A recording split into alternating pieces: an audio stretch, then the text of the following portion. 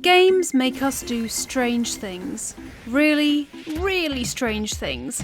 Things that if you did them in real life, you'd either be rushed to hospital, reported to the police, or both. I'm talking about the ways we test games to make sure they have that element of believability, whether that's because we want to know whether they cause us grievous bodily harm, or just want to see the level of detail devs have put into their games. I've rounded up just some of the things we do in video games that make me worried for humanity, in the full knowledge that I will never, ever, ever stop doing any of these things. When you first see a bit of fire crackling in the distance, instead of appreciating its life-sustaining warmth and light, what do? Walk into it. Us gamers willingly take damage just to make sure that the developers made environmental fire damage an actual thing, and then for some reason we're contented when the flickering amber flames do harm us.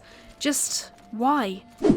Look, I just don't like the idea of shooting a pup in the face. So even if dogs come at me with bared teeth, I'm liable to holster my weapon and just double check whether they're actually going to try and rip my throat out. Because I'm sure deep down, they're still good boys. Or is this just me? Yeah? Cool. Shout out to Radical Trains on Tumblr for voicing this gem, as many a time you've probably looked over the edge of a cliff or wall, briefly assessed how likely it is that you'll shatter your kneecaps when you fall to the ground, and then done it anyway. Now your legs are broke, your health is low, and you know that there is most definitely full damage and that it does not mess around. If it makes you feel better, some games like Borderlands 2 don't have full damage, so there is precedent for testing out whether plummeting to the ground will break your limbs. Promise.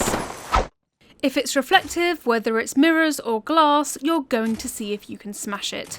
Don't ask me why.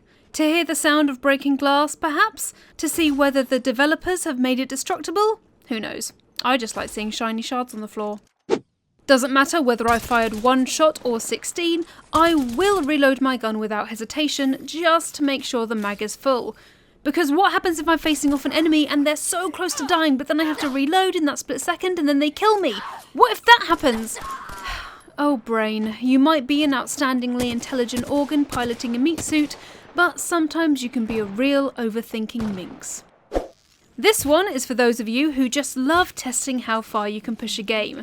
Doesn't matter if the character in question is currently pouring out their tragic backstory of their spouse's death after their child died of a very long drawn-out disease, you're probably already aiming at their forehead with your gun. But hey, it's okay! You can just reload your last save and it's like it never happened. Just tell the NPC to ignore that strange deja vu they're getting. It's probably fine. All I'm saying is that if you have a particular aesthetic vibe going on, the one thing that can really throw you off your game is finding a bit of weapon or armour that's powerful enough to make a demon whimper, but looks like it's been designed by a chimp.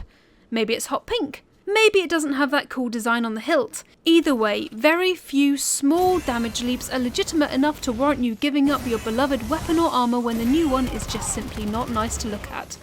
Because, like me, you're shallow like that. And that's okay. Let me get this straight. I am allowed to heal. For me it's okay. You, however, mini-boss number 3, are being an absolute dick right now for glugging that healing elixir when I've only just whittled down your health to the last third. It's just plain rude. How dare you make use of the resources at your disposal to try and prevent yourself from succumbing to the sweet embrace of death? It's just not fair. Who in their right mind after being killed by an enemy would go back for more? Us. We gamers don't give up easily, and it might mean that we throw ourselves into unnecessary danger, but damn if it isn't inspiring. We persevere and take an utter beating in the process, but after practicing more and learning how our enemies fight, you can bet that in the end we do our damned best to triumph. Excuse me, I've got something in my eye. So, those are 9 idiotic things we do in video games that make me honestly worried for humanity. Let us know what ridiculous things you do in the comments below, otherwise stay tuned for more news, reviews, previews and features right here on GamesRadar.